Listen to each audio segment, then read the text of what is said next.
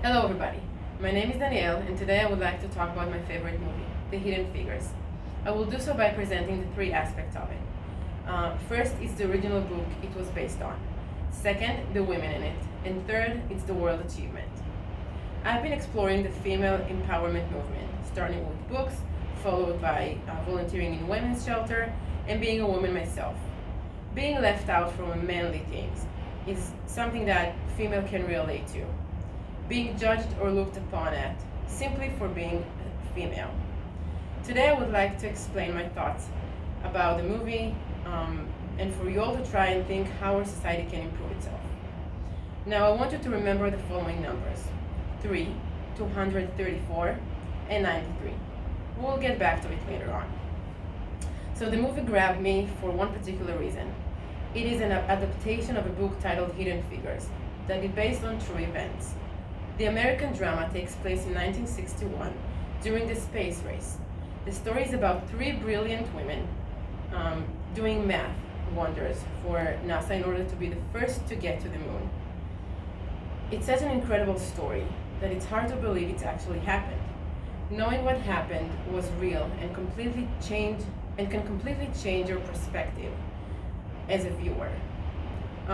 We as a human are becoming more engaged to the story when we know it's based on real facts.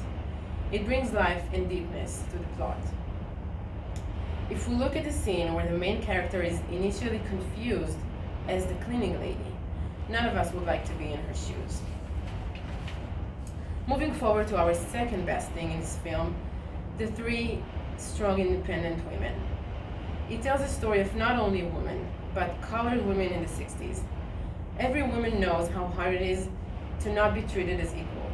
Seeing these women work in male-dominated profession and excel makes it my favorite. They are following their dreams and goals, even when the society does not necessarily support it.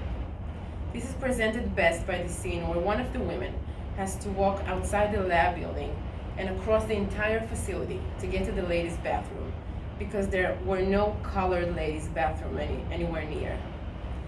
As stated in New York Times, for years at the agency, women often work in separated rooms from men, and the white women were separated from the colored ones, who were known as colored computers.